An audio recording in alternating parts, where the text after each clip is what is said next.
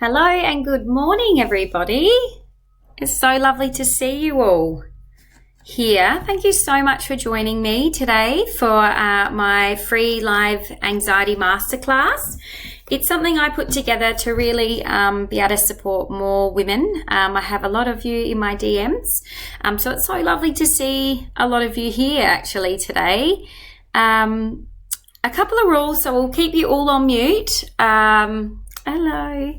But what we'll do is at the end, we'll have a question and answer time. What I'm going to do is just leave that till the end because I will be recording this, if that's okay, to send out to the people who can't make it today live. So what I'll do is I'll send them the recording, but I'll make sure that all your beautiful faces and the Q&A at the end isn't a part of that, purely for confidentiality reasons. So welcome, and if we can all just keep ourselves on mute, that would be fantastic.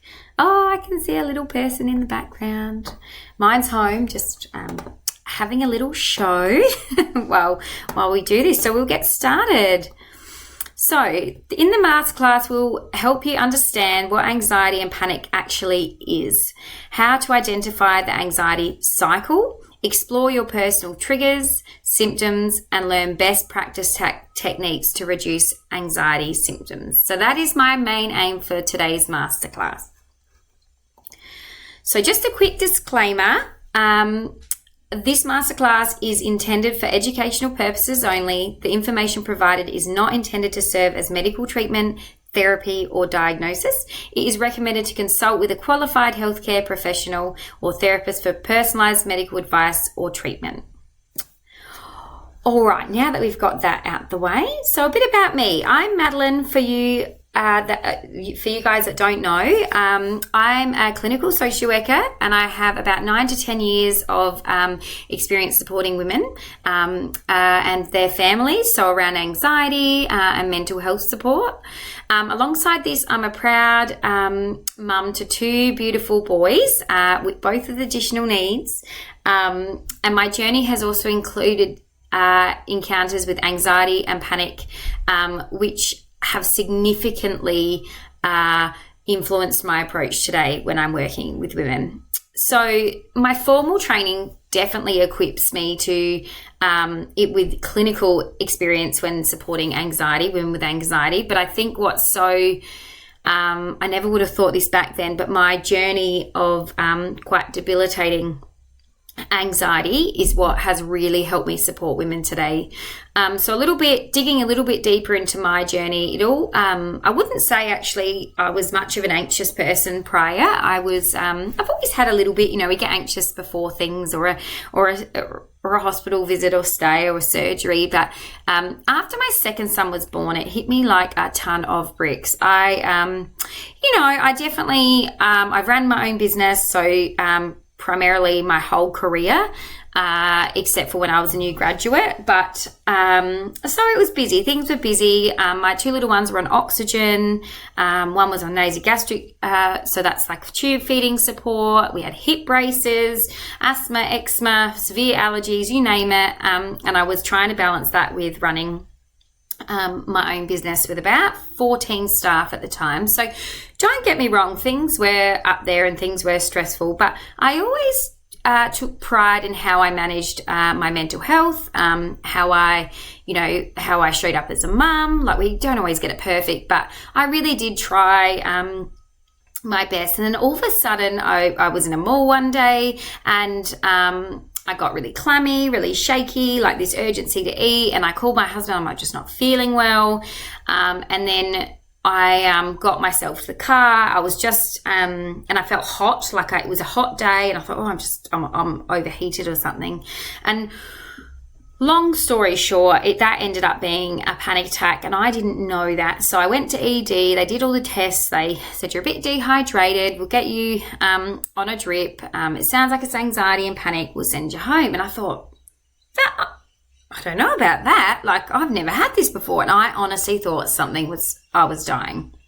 Anyway, this went on for months and quite quickly turned into severe OCD, severe generalized anxiety disorder, severe panic disorder, and then diagnosed with agoraphobia. So for those of you who don't know, that is when you actually can't leave your house because you are so fearful of a panic attack. And I would experience days where I didn't sleep at all, and I would literally be panicking from the minute I woke up to the minute I finally fell asleep. And sometimes that was I wouldn't sleep. So it actually felt like a whole new world. I didn't know what was happening to me. And it just really spiraled out of control. I couldn't work. I couldn't leave my husband, so he couldn't work. And then eventually we actually had to sell our house. So I'm not telling you this to scare you because you're in my world. So hopefully, I won't let you get there. But in saying that, I just want everyone to truly appreciate when I say I get it, I understand, and I've lived it. I have, like, the depth of it, the nasty stuff, the stuff that, I didn't want to tell anyone about. I didn't speak about it. So I just want all of you to know that there is absolutely hope out there. There's nothing I haven't heard, seen, or thought myself. That seems a little bit crazy. So I just want you to know that my community and my world is a very safe space. So what I do now is purely support women with anxiety, and I've gone out to venture out as an anxiety coach because I can support women all across the world, and I do, and I love it.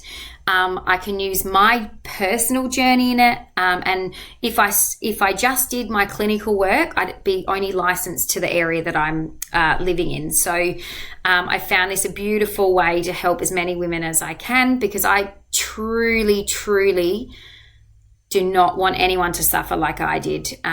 So that is my mission, that is my journey, and that is why I'm here today. So there is a range of anxiety which we'll get into, but that's just a bit about me. And I think that's so important because you are here spending, 45 minutes to 60 minutes of your precious time. And I want you to know that where I'm coming from and my experience, because I think that's so essential when understanding who you're receiving the support from needs to really align with you. So let's get into it then.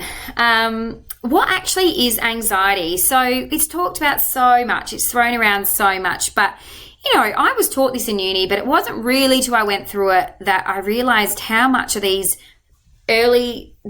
information is missed, and it's really essential in our recovery. And yes, I believe you can heal from anxiety. I don't believe, and I'll get a bit more into that, I don't believe you just have to learn to live like this or cope like this or manage it. And I'm living, breathing proof. I haven't had a panic attack in a couple of years. I live a very happy life. I'm out and about. Back in when I was really bad, I wouldn't have even been able to stay on a call. I wouldn't even go on a phone call. So here I am presenting to, there's quite a few of you here today, which I'm so excited about. And so that just really excites me that I can show you that it absolutely can be another way.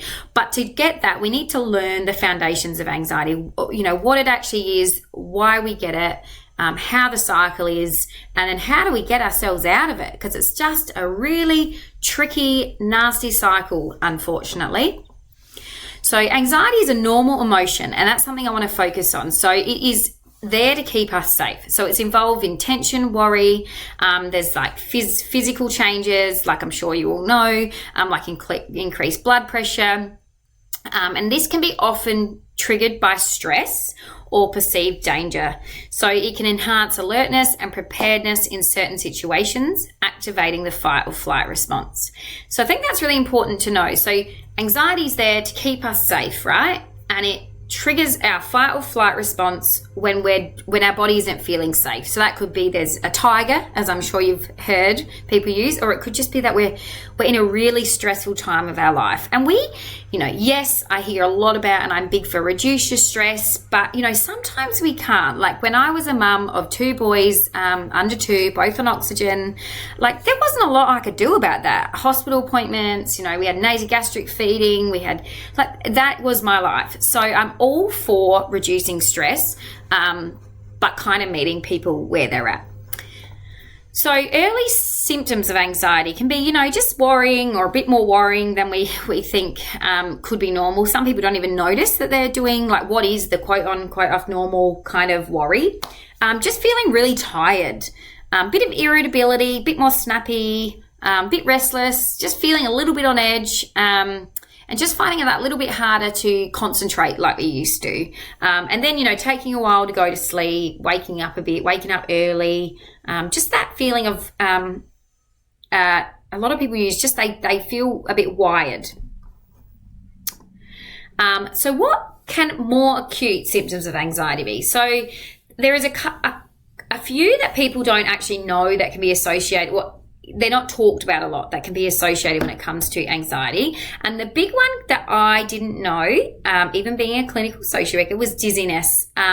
So I knew that panic attacks could cause dizziness, but I didn't know that a general feeling of dizziness all day can be caused by anxiety, can be a common anxiety symptom.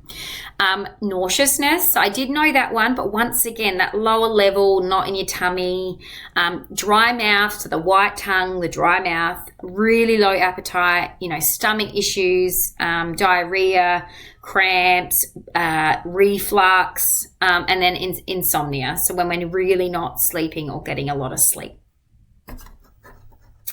Some other ones that I haven't got listed on here are like red rashes, twitches, floaties in our eyes, numb feeling in our faces, numb feeling in our toes. I used to get that one.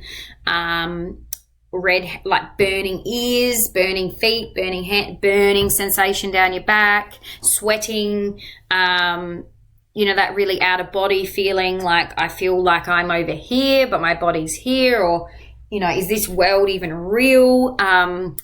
So they can all be other symptoms, and there are so many more. So what then is a panic attack? Because I used to think, well, if a lot of those symptoms were taught to me in uni as a panic attack, so if that's lower level anxiety, then a panic attack, I like to look at it as anxiety is a big umbrella, and then we have OCD, we have health anxiety, we have panic, we have anxiety attacks, extreme acute anxiety, lower level anxiety, generalized anxiety disorder. So it's all kind of under the one umbrella. And I think if you look at it like that, it makes you think, oh, okay. And anxiety can jump. So it can jump from panic, it can jump to health anxiety, it can jump to a bit of OCD, it can throw in a little bit of those acute anxiety attacks. So how I like to look at it is like a big umbrella term. And then we're going to address panic today because that's something that I'm commonly supporting women with, and within my DMs. I would have to say every person that reaches out to me, there's anxiety and panic, and then health anxiety and OCD. But today we'll focus on panic. So a panic attack is a sudden onset and intense fear of discomfort. So that can be dizzy, sweating, like you're going to pass out, and it's like can't breathe.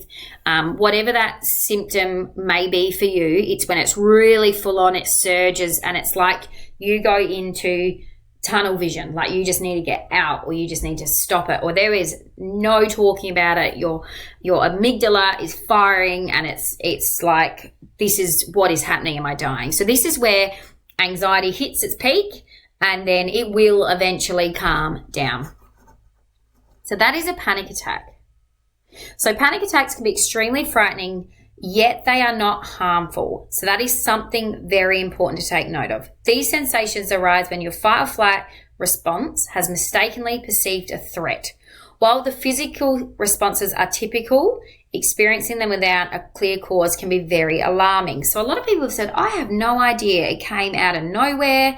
And then I didn't know that's what it was. And then I was worried it was going to happen again. And then quite quickly it's happening again. And now I'm fearing driving. And now it's generalized to driving too far. And then driving. And then, I don't want to go out on my own. So what panic attacks are, they're very, very frightening, and anxiety is very, very frightening. But what it's really important to understand is their symptoms are so uncomfortable. Like they are so uncomfortable and so scary and just horrible, flat out horrible, but they're not harmful. They're not dangerous.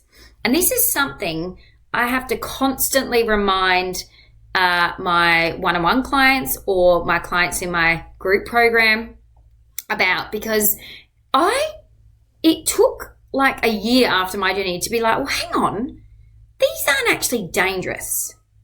And, you know, when you get so far into your journey, you start to realize, well, nothing's going to happen. It's happened for the last 14 years and, you know, but it's still horrible. And so we still fear it because we don't like discomfort. That's a very normal part of human nature. And so what's really important to know is to remind yourself these are uncomfortable, but they are not dangerous and they do pass. We'll get into why that's important a little bit later in the masterclass. So a panic attack can be, I've already probably gone over this, accompanied by strong body feelings such as your heartbeat rapidly, finding it hard to breathe, feeling shaky, sweaty, dizziness, feeling like you're going to faint, catastrophic thoughts such as thinking that you are going to lose control, you are going to die, or some people often think, I'm so worried about embarrassing myself. And, you know, after my couple of year journey, it was more like, I can't stop this. I want to stop this. But now I'm at a point where, like, I don't want to lose control in front of people. So I just kept myself home. So the severity of panic symptoms can be amplified by your thoughts about the sensations you're experiencing. Thoughts that exaggerate the danger, like believing you're having a heart attack or losing control, can intensify the physical symptoms. So I've put this here to start you thinking about what we're about to go through in the next few slides. But a lot of people don't understand that their thoughts can amplify the physical symptoms of anxiety, of panic, of OCD, of health anxiety, or generalized anxiety disorder. So that's why I've popped that there. So let's now quickly go through the panic attack cycle, and this can be same for the anxiety cycle, which are the two broadest kind of subcategories of anxiety I'm covering today. So what we do is we notice the sensation, and this is so important to understand because once you understand it, and people say, I know how it works, I know how panic works, and I'm like, okay, well, let's just go over it again. And they're like, oh, and then half the time they're like, I had no idea. Or it's like, actually, I forgot that's it. Or, you know, no one ever explained it like that. And this right here is the starting point to your healing. So once you understand how it all works, is it going to go away straight away? No. Is it going to make it easier? Not really. But what you start to do is be like, oh, I see what just happened. And then that little gap in that helps you start to break the pattern. So we notice a sensation or a physical feeling, right? And that can be anything. That can be, for me, it was dizziness or hunger, believe it or not. And not a lot of people have, I've only worked with a couple that have had that urgency to eat. And so what they notice is sensation. They feel, could be numb on the face, could be tingling, could be like, and they go, uh-oh, either here it comes again or what's that? I feel a bit odd, you know. So we notice a physical sensation and then we think, oh my God, and we misinterpret it as dangerous. So we pretty much go, oh my God, that's dangerous in our head. And then that activates our fight or flight response. Where we're like, oh, we need to keep our humans safe, right? Because they've thought that feeling doesn't feel right. This is a bit dangerous. We're going to activate you. And then we start getting some of those more intense feelings because our fight or flight response is just turned on, and it is pumping out adrenaline and cortisol, which is when we get a bit of that rapid heartbeat. We get a bit like we can't breathe. We get tingly. We get a bit, tunnel vision. And then what happens is we go, oh my God, our brain doesn't really realize that those other symptoms are our fight or flight response. So it goes, oh my God, what is happening? Am I going to die or what is this? And then that, we pay more attention to our body and then and then we panic, right? We start to really panic and then our fight or flight response really ramps up, gets even worse. And then the feelings of panic quickly escalate. And then all of you will know that it eventually calms down. it always comes like a wave and it calms down. But then what happens is after we get a bit shaky, we get a bit tingly, like when we feel tired, we're like, oh my God. And then we either don't like that feeling, so we restart over here, we notice that feeling, and then the whole cycle begins again. Or we calm down, we think, oh, we got that out, we've got through that, and then we go away and we think, oh, I don't want that to happen again. That was horrible. Like, I don't even know. And then we're out and about, a couple of weeks might pass, even a couple of months, a year or a day, and we just get another feeling that reminds us. And because we've had that little trauma now, our body, our brain and our body quickly remembers it, right? And so it will start to think, oh my God, there's that symptom or feeling or sensation again. Oh no, it's happening. This is dangerous. And then our fight or flight response turns on, send us more of that adrenaline and cortisol. Remember though, to keep us safe. But the thing is, we're actually fearing our fight or flight response. So, I often say to my clients, and this is getting me off track, but do you think that our body's safety response, so the fight or flight response that's meant to keep us safe, is going to hurt us? And they're like, well, no. And I'm like, well, that's what you've got to remember. All you're fearing here is your body's fight or flight response. And don't get me wrong, it's because it's so scary and those physical symptoms are full on. But that is how the cycle continues. And this is the same for anxiety. So it doesn't have to be that extreme, but it could be like, oh no, there's that funny feeling in my tummy again. Oh, I don't like this. I hate this. It gets in the way. Then our fight or flight response kind of turns on and it sends us more of that feeling. And then we pay more attention to it because we're getting frustrated and we hate it and we want it gone. And then it gets a little bit worse and then it calms down. And then our body has learnt that pattern.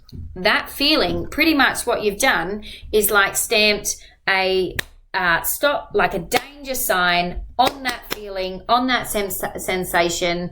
And what has happened now is that every time your body sees it, feels it, whatever, hears it, it depends on the trigger, you start this cycle again. So that is how we quite quickly get into the anxiety and panic cycle. And then OCD and health anxiety, this relates, but there is other things in the cycle that we do called safety behaviors that keeps it alive. So that can be a masterclass. Actually, let me know in the comments if you would like a masterclass on OCD or health anxiety. All right, so we've just talked a bit about what keeps panic and anxiety going. But people who panic or feel anxious tend to misinterpret harmless body sensations. So we're not saying nice, we're just saying harmless. They're not dangerous, but they're super uncomfortable body sensations as being a sign of impending doom or danger. You might have thoughts like, I'm going to die, I'm going to lose control, I can't breathe, I'm going to have a heart attack, I might pass out. These are all probably, there's others, but these are the main ones that I see and hear in my daily work with women. So what does misinterpreting those body sensations do? Like we just talked about, interpreting your body sensations as a sign of a catastrophic activates your fight or flight. So like danger activates your fight or flight response. This leads to you experiencing even more uncomfortable and frightening body sensations in a worsening or continuing that cycle. This then starts the anxiety cycle where you start to become hyper aware of those sensations. So we almost start to look, we start to check if they're there. If you've woken up, oh, do I feel anxious this morning? Am I sweating? Is it there? Yes, we focus on them, then we fear them, or we try and fix them or get rid of them. And then this turns and produces more of those sensations and symptoms, which are all that body's adrenaline and cortisol. I feel like this is essential to highlight because if we are aware, which many people are not, then we can interrupt these patterns and slowly start to heal our disordered relationship with the feeling of anxiety. So what I want to go into now is that, you know, a lot of people say, can I heal this? Can I get rid of this? And yes, you can. You don't have to live like this forever. But I want to just clarify, you can't get rid of the feeling of anxiety, which people go, oh, but I think, no, that's what we want. But your feeling of anxiety is just very big at the moment. You are feeling it all the time, really, really like powerfully. It's full on. Those symptoms you can get rid of, you can heal. So the key when referring to an anxiety disorder, right? When we're like, I'm diagnosed with anxiety disorder, we're actually referring to the disordered relationship that we have developed with the anxious feeling itself. And hopefully you're catching on to that it's our relationship. We don't like that anxious feeling. We don't like the panic feeling. We don't like the headaches. We don't like the shakiness. And fair enough. Like, that is not how we used to live, or that's not how anxiety is meant to show up in our body. It's only meant to show up in our body like that if we are unsafe or in imminent risk. And so what happens is when we feel it, we don't like it, and then we develop that in our brain that is imminent risk, that is danger, that we don't like it, a human doesn't like it. And this is when that anxiety cycle starts, and that is when the anxiety disorder starts. And how I like to flip this, and some of you think I don't really get it, but it's to show you, like, anxiety is just like happiness. We feel happy, but we like happy because we like the feeling of happy. And so I say, well, we don't see people with happy disorders, do we? Because when people feel happy, they don't see it as a negative thing. They don't say, oh, well, I hate this. I want this. I don't want this feeling anymore. I hate feeling happy. So no one gets a disordered relationship with it. So no one has a happy disorder. They just feel happy. They like it and they move on with their day. They don't focus on it. They don't fear it. They don't try and fight it. And so, yes, my approach is different, but I'm not dismissing that we feel anxious because we're stressed, right? So we do need to heal that trauma. We do need to heal that stress or work towards reducing that stress. But what I'm trying to help women with today on this masterclass is how we get out of this cycle. Because some people say, well, the stress is gone. You know, the divorce was 7 years ago, but I still get daily panic attacks. And it's like, because you're actually, unfortunately, keeping that cycle alive and re-traumatizing yourself every time you're doing it. So I'm not talking today about the initial trauma that caused it.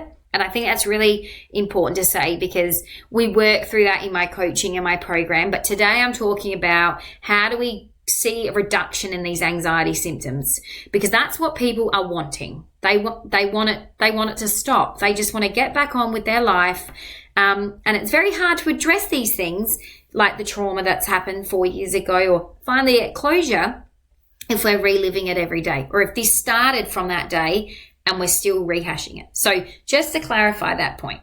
So going back, we see happy, we like it, we don't mind if it's there, and we move on with our day.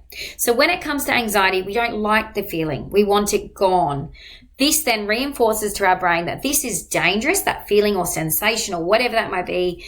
And our brain tries to do its best and keep us safe and shows us more of those anxiety symptoms because that is our fight or flight response. So hopefully by now, I really know I'm honing in on the cycle, but this is really, really essential to drill it into you that this is how we get in it and we get stuck in it. All right, so let's talk about anxiety reduction strategies. So I told you today it'll be very practical. I'll get to the point. I want you to leave feeling like you've got something you can implement today. So healing anxiety effectively often involves a combination of lifestyle changes, psychological strategies, biological interventions, and in some cases, medical treatment. So I am, oh God, too much talking, I mumbled. So if you don't know much about my approach, I'm very holistic. So I look at nutrition, I look at supplementation, I look at mindset, and the anxiety and panic cycle and how we stop that. And I also work with women both on and off medication. So I just want to put as a whole, like I talked about before, it does have to be a holistic approach, but today we're definitely talking about that kind of immediate relief from anxiety and the panic cycle. So we have CBT, so I use that approach, exposure therapy, where we gradually expose people to the anxiety or the fear. Now, a lot of people can have a really negative association with exposure therapy. I'm not a big one to throw you straight in the deep end. There is definitely a balancing act to it. You've got your safe zone, then your comfort zone of exposure. And then if you go too full on too fast, you then enter the re-trauma zone. So for example, with people with agoraphobia who I do support, it's very essential that we don't go, well, just go leave your house and run a marathon, because what you're actually going to do is cause yourself to get so worked up that you're not going to go out there again because you've re-traumatized yourself. So that's very important. And then mindful based stress reduction strategies. So looking at what we can change in our nutrition to fill up our nutrient deficiencies, to make sure our blood sugar isn't causing anxiety, our hydration, because our body is 80% water. So if we're dehydrated, your body is not going to like that and send you symptoms and signs of anxiety, to simplify it. So it is looking at daily hacks that we can do to make sure that we are doing it, supporting our body and our mind from a holistic approach. Next thing is we obviously have counseling and talk therapy. And then in some cases, medication. So I do want to say I'm not a medical practitioner, and it's really important that you have all seen your doctor or your medical practitioner and have been told that these symptoms and sensations are anxiety, because that is important to make sure that you are kind of getting that medical clearance first. So we then look at, support groups and family and friends. And so I think this is really important to know. It's a general thing that's said on most things, but I mean support from other women who have been there, because, I used to talk to my sister, God love her, my husband, my mum, my friends, but I never met anyone that had experienced and I still today, not in my local community, have met someone else that has experienced agoraphobia or panic disorder, or not being able to leave their house. But I'm sure they're out there. No one talks about it. And I didn't for years. I was too embarrassed. And then I thought, you know what? I don't want anyone going through that. I will share my story. I will yell it as loud as I can so women don't feel so alone. Because, and it happens every day. My DMs are like, oh, and I'll say something. They'll be like, oh my God, that was me. But I didn't want to share that with you in case you thought I was crazy. And I had felt that, someone said the other day, I think I need to go to a mental home. That's how I feel. And I was like, I get it. I said the same thing. So look, there are times and place for mental health admissions. Don't get me wrong. But I want people to know that if they're feeling that way, there's a safe place for them to share it. The other thing is family and friends. And I want to talk about this because I really think it's important that we lean on our family and friends, but we also do access support elsewhere from people who understand what we're going through, because it can start to feel like if we're just leaning on them, and this is just from my personal experience and from what women tell me very regularly, is they are finding that they're feeling like they're leaning on their family and friends too much. One person said to me, I'm just burning my mum out. And I said, I get it. So let's look at what other support we can put in. So you still lean on her. She is still your safe person, but you're also actively working on other areas to heal your anxiety. All right, so some anxiety reduction strategies we can talk about today. So let's look at sleep, hey? Yes, everyone's thinking, sleep, but these are like low-hanging fruit that you can grab to that will reduce your anxiety. So following the 3-2-1 rule, I didn't make this up. It's kind of everywhere. It's stop eating 3 hours before bed, stop drinking 2 hours before bed, and stop using screens but 1 hour before bed. Wear blue blockout glasses where you can. and make sure your room is dark as possible. Guys, sleep is essential. That is when we heal our central nervous system. You know what a toddler's like if they have not had a good night's sleep. They are emotionally everywhere, and that's how we are. Look, I know some of you are probably thinking, I would do this, Maddie, if I could sleep. So don't get me wrong, I understand, but let's just start implementing some of these things for when you start actually sleeping, because you will. This is just a season. Meditation. So I am big for meditation, but only using it in appropriate times. So I love meditation. I love Vedic meditation. I do 1 20-minute meditation a day. And this is equivalent in rest as a 4-hour sleep. So if you're not sleeping, you should be doing a meditation, really. It also makes you, it will make you, I don't know why it makes me a better coach. That's what I was meant to say, and a better consultant, but it makes you a better partner, a parent, and a friend. Like it just will. It calms your central nervous system. There is so much evidence to say that. We all know that. The One Giant Mind app, it's free, 30-day challenge. It's amazing. Or just go on YouTube or just sit there and breathe. Now, don't get me wrong. I understand that some of you may be at the level where when you sit and you focus, you notice those sensations and that makes you panic. So just try your best and try to implement meditation just for a couple of minutes when you are feeling your least anxious part of your day. So we don't want to use meditation to stop the anxiety like right then and there. We're using it as a tool that will go in and help heal our central nervous system so that our body can calm down while we're working on the mindset strategy. So that's really important. Hydration. So when women come to me, they're not even drinking.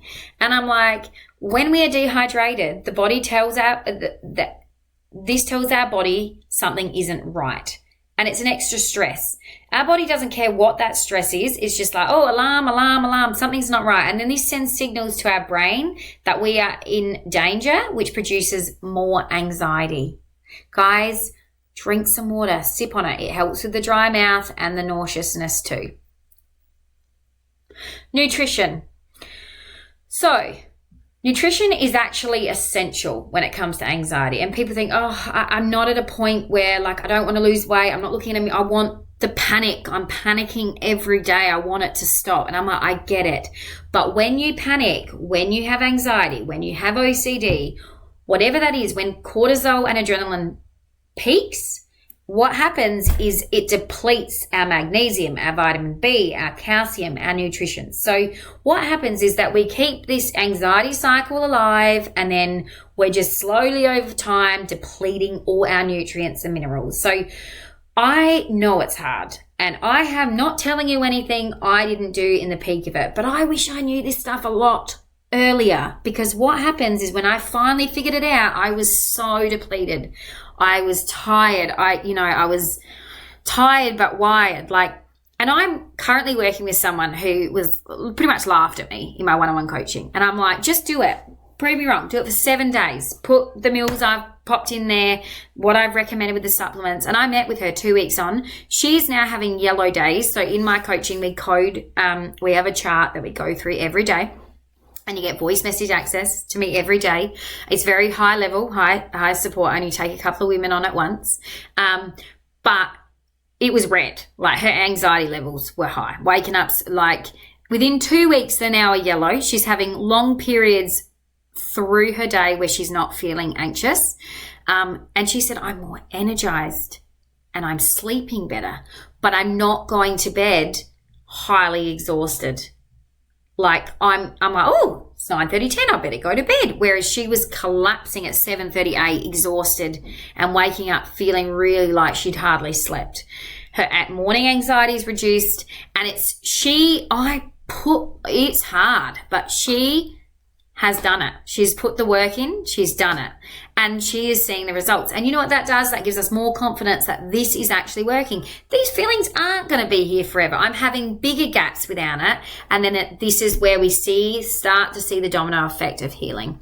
So it is recommended your diet needs to be based like mainly on whole foods and that come from plants. So lots of fruits and veggies, a bit of berries. This can look like half a cup of berries at breakfast, 3 cups of cooked veggies at salad or lunch, and 2 to 3 at dinner. Split it over, meat, just make sure you're having a nice range of meat, protein, carbs, fruit and veg. The important thing is, and I love to use smoothies, is that we need a lot of color because every different fruit and vegetable has a different nutrients in it, vitamin B, iron, whatever it might be. So we've got to make sure we're having a good nutritious diet in there to be filling up those nutrient deficiencies so that when we feel anxious, we start responding to it better. We can manage it better. It's not as full on. So this is why I'm so passionate about focusing holistically. And just start with where you're at. Like, I'm not asking you to I meet people where they're at. We slowly, and my coaching program is 3 months. So we slowly hack on things as we go. It's very simple. I keep it simple for a reason so you can follow it. I meet you where you're at. And so that's what I'm asking for you guys to just think, right, what can I change to implement, whether it's just the water or is it that I can just have another bit more veggies at dinner? And you know what? I know if you're highly nauseous, you're not feeling very good, it's hard to get it down. But guys, not eating is really unhelpful when it comes to blood sugar, and a dip in our blood sugar or a spike in our blood sugar mimics the same symptoms of anxiety. And then if you're getting that from blood sugar, you're recognizing it and you're starting that panic again, or that cycle again, I'm hoping you can see how we need to eliminate the hormonal, the nutritional, the supplementation deficiencies so that we're eliminating any unnecessary anxiety so that we can start to become more manageable in healing it. Movement. So, guys, I think aim first, a small walk around. It's really important. Spend time in nature every day and get your bare feet on the earth. Like, I'm not talking strenuous I skipped exercise. I'm not talking for an hour a day. Really, when you're in this heightened stress state, you don't want to be adding any more stress. So just 10 minutes of yoga or walking outside for 10 minutes, whatever that might be, just move that anxiety, that cortisol and anxiety and energy. It's got to get out somewhere. So just gently move. There's no such thing as perfection here. I'm not saying you got to do it when you're not anxious. Just move, change environment just to help reduce some of the anxiety. We know movement is good, but a big thing that I see and I really want to point out here is people come, I'm going to the gym, I'm doing weights, and I'm like, well, at this point, how heightened your central nervous system is, I wouldn't be doing any of that because all you're doing is adding extra stress to a very highly stressed body. Remember, our body doesn't care about what the stress is. And so exercise can be a form of stress to an already depleted body. So let's just walk for a couple of days. Let's just gently walk to try and it's so much benefit. You will love it. It will be hard at the start, but try and hack it in on your day, like where you can. So let's get into some of the strategies I want you to walk away with today. So acknowledge that you feel anxious and accept these feelings and then continue on in life, guys. I know how hard that sounds and how simple it sounds, but we get really good at being an expert in our anxiety. We get really focused on anxiety. We're YouTubing anxiety. We've got podcasts about anxiety. We've got books about anxiety. That doesn't help. We need to acknowledge that that's what it is, that these feelings are horrible. Accept them, accept they will pass like a wave. I promise you, they always do, and then get on with your life.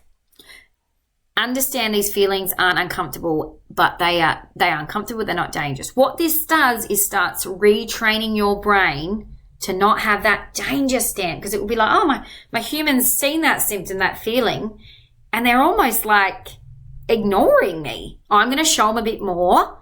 Oh, they're not worried by it. Well, this must not be that important anymore, so I'm going to dial it down a notch. And then eventually that's how they start to dissipate. Understand that this is a safety mechanism in our body and that it's trying to keep you safe. So what we're actually doing is trying to stop and fight our body's safety response, which, isn't that logical when you think about it. Nothing about anxiety is logical, though. Well, some parts are, but, you'd think with anxiety, you don't like it, you try and get rid of it. That's what we do in life. We don't like something, we move on from it, or we don't like it, we get rid of it. Well, that is not how it works with anxiety. We need to almost change our relationship with it. Stop fighting these feelings and know that they will not last forever. Learn from the feelings. What is your body trying to tell us? So some people will heal and then they'll start to get them back again. Nowhere near as bad. They think, I'm not scared of that anymore, but that is telling me something. And sometimes that's like, you know what? I've got way too much stress on. This is a period of my life. Like, we're moving at the moment. And, I've had nights where I'm like, but I know what it is. It doesn't bother me. I'm like, well, that's what that is. Of course, like, I've got a lot of stress going on. I get up, I move on, it goes. And so I've learned now, and I'm very confident now, and those feelings don't come back nearly as strong because I know what that little niggle is. But do listen to your body. I'm not just saying, like, just ignore it to the point where you're ignoring, like, a high stressful or a dangerous situation. So when I say it's the cycle we're trying to get out of, I hope that makes sense. Remember, it's our disordered relationship with anxiety that often keeps us stuck.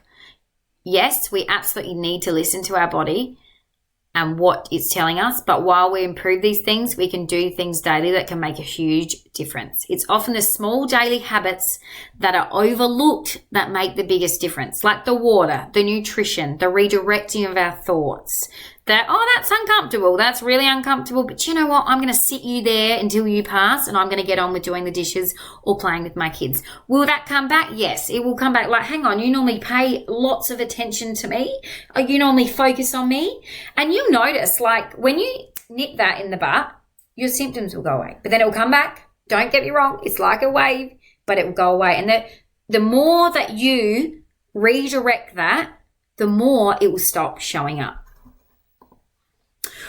Now, remember, what works for one person might not work for another, and it often takes a little bit of time and patience and a combination of strategies that works for you.